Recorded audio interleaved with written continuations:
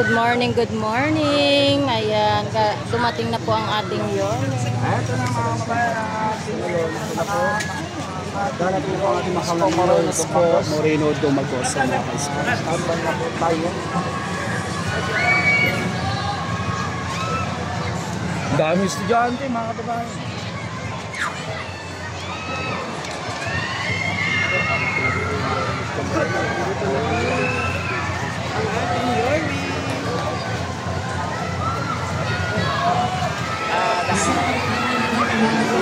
Good morning,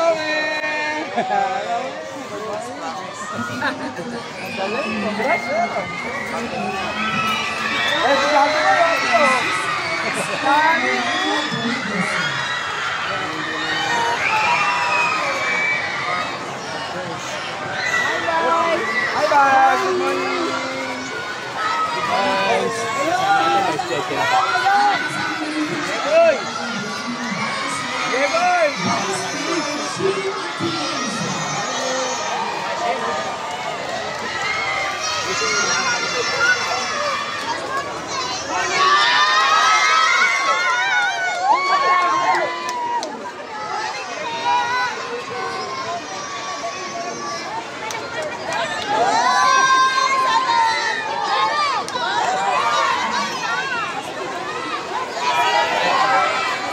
Kasama na rin po natin ang ating minamahal na congressman ng ating distrito. Palakpakan po natin, Congressman Erwin Tieng.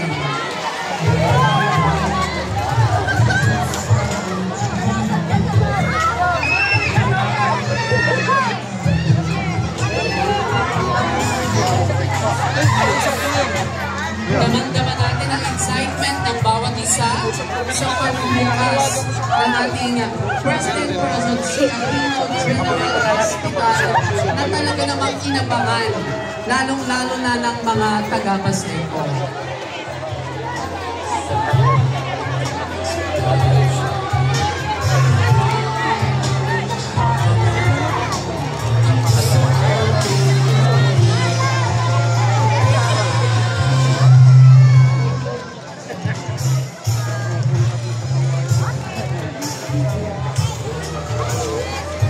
Muli po pinakikiusapan po namin ang ating pong mga kapwa Batang Maynila dito po sa Paseco na maaari po ay bigyan daan po natin ang aming binabukay na punong lungsod.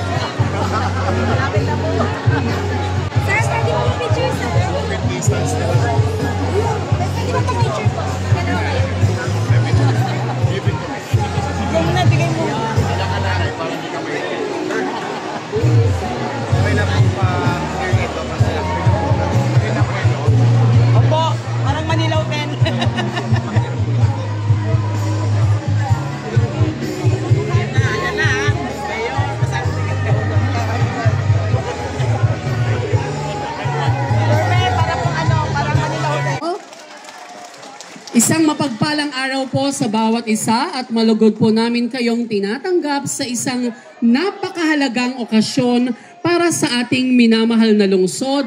Higit sa inyo pong mga taga-Baseco, ang formal na inaugurasyon ng President Corazon C. Aquino General Hospital. Ang araw na ito ay hindi lamang simpleng pagbubukas ng isang gusali. Ito po ay simbolo ng malasakit, pagkalinga at pangako ng pamahalaan na tiyakin ang kalusugan ng bawat Manilenyo ay higit na pinapahalagahan.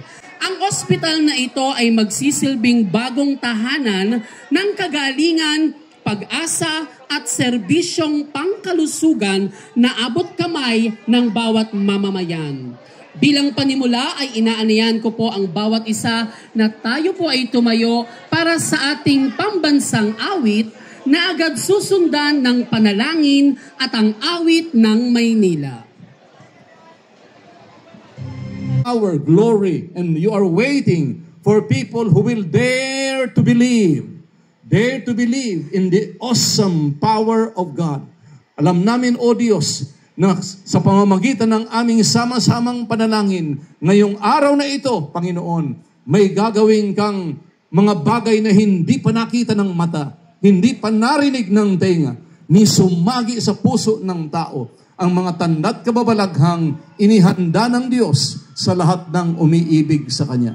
Kaawan mo po, O Diyos, ang lahat ng mga nananampalataya sa Diyos ngayon. Alam namin, Panginoon, may kakaibang kapangyarihan ikaw na dumadaloy sa aming mga buhay, Panginoon. Kapayapaan, kagalakan, pagpapatawad sa isa't isa. At inyong sinabi, Panginoon, mamamatay tao ang isang taong nagkikimkim ng puot sa kanyang puso at walang bahagi sa kaharian ng Diyos ang mamamatay tao. John chapter 3, verse 15. Lord, we thank you for this beautiful day. Thank you for الحمد لله رب العالمين الرحمن الرحيم مالك يوم الدين إياك نعبد وإياك نستعين اهدنا الصراط المستقيم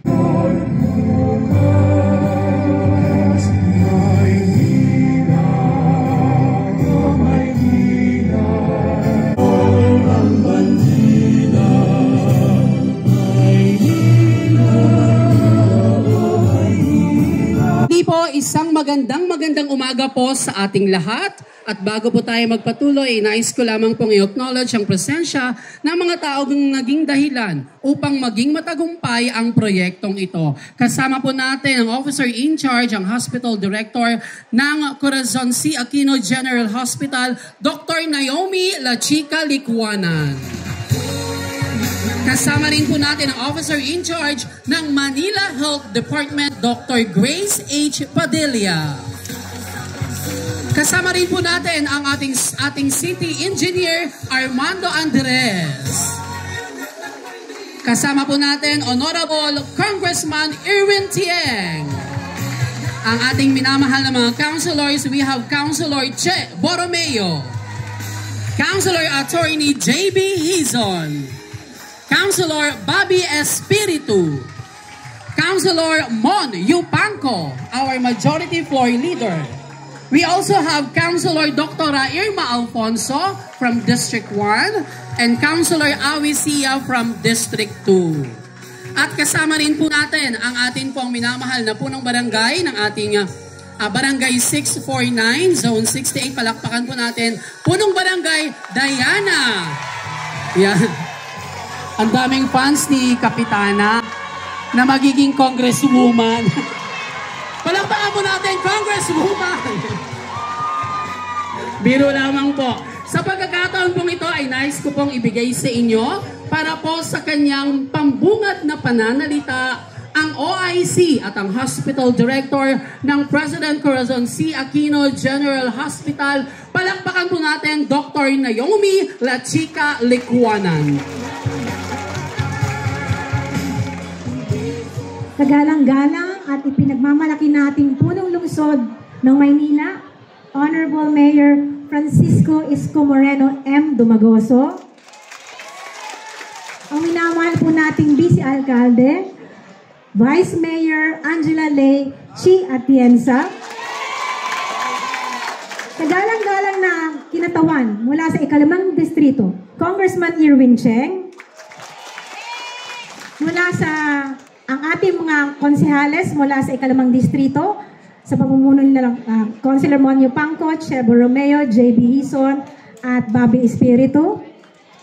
Sa mga natatanging panauhin mula sa Department of Health, sa pangunguna ni Dr. Lester Tan at Engineer Baseco, dapat buksan. At hindi ito magaganap kundi sa tulong ng lahat ng department heads ng City Hall, sa pangunguna ng City Engineer Arman Andres, nila MDRRMO Director Arnel Angeles, na siya pong nagrarasyon ng tubig sa amin araw-araw. At lahat po ng mga iba pang department heads. Siyempre, nandyan po ang mga konsehal na walang sawang sumusuporta sa papangangailangan para matuloy na po ang pagbubukas nito. Salamat din po sa 6 na hospital directors, sa pangunguna siyempre ng ating masipag na OIC ng Manila Health Department, Dr. Grace Padilla. At mga kasama ko pong direktor, sa pangunguna po ni Dr. Janet Tan, Dr. Ted Martin, Dr. Eric Sison, Dr. Lucky, and Dr. Edwin Perez. Sila po ang tutulong para magkaroon po tayo palagi ng doktor dito po sa ating ospital. At hindi lang basta doktor, mga espesyalista. Alam niyo mga kapaseko, asahan po ninyo ang magiliw na pag-istima ng mga doktor at nurses sa ospital na ito. Sapagkat, kabiling-bili na ni Mayor maglingkod ng may ngiti sa labi at walang masungit na kawani sa Baseco Hospital. Ba't parang yun ang gusto niyong part?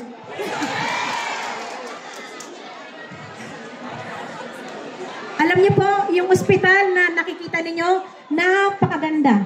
Parang private hospital. Pagpasok ninyo, malamig, fully air-conditioned, makabago, magamit. Ang oxygen hindi tinutulak.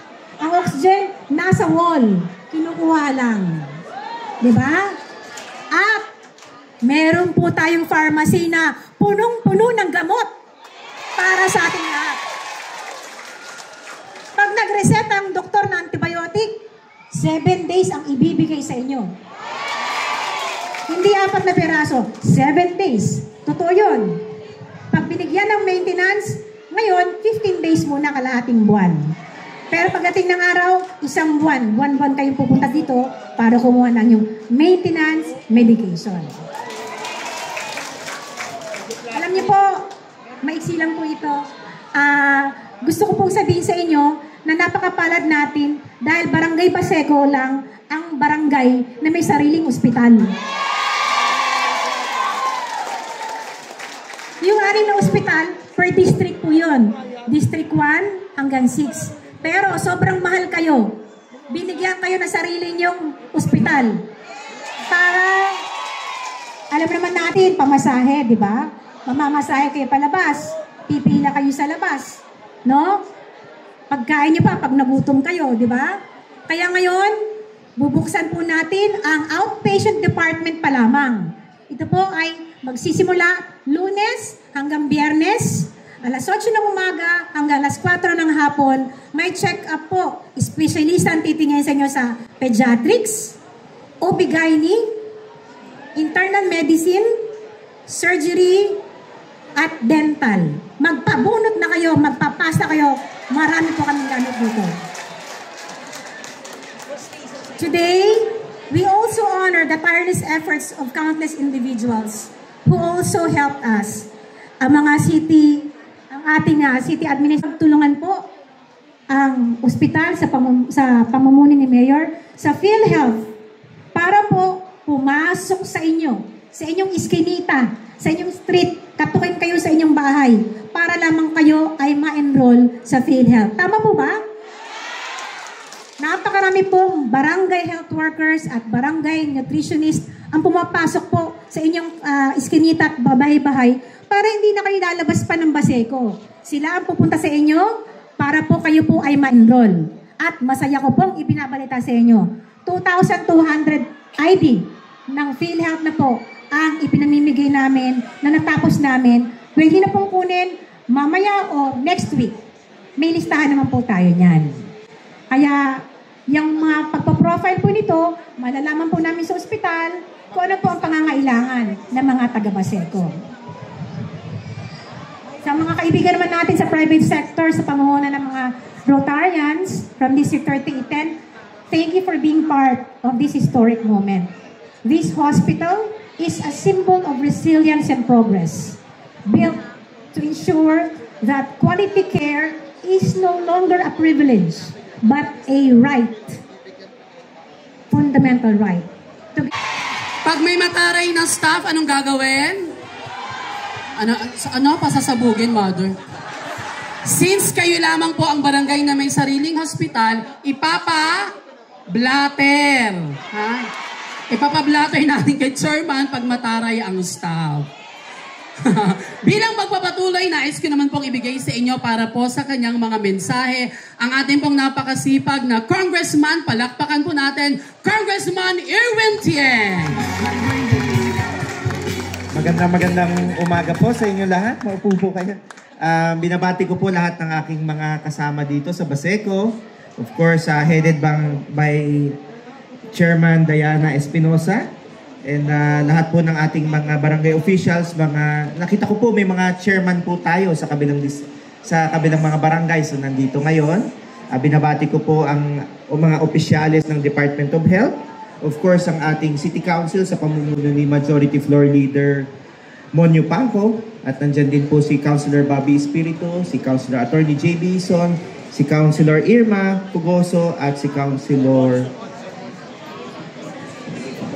Awisia, at si Councilor Che Borromeo. At of course, ang ating mga officials nandito, si Director Andres at si Padilla, si Doktora Padilla at si OIC Riquanan.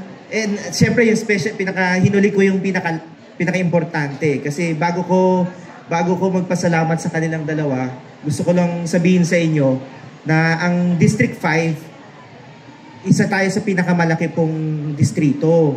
Pero ang pinakamalaki nating barangay ay Barangay Baseco. Totoo po yun. At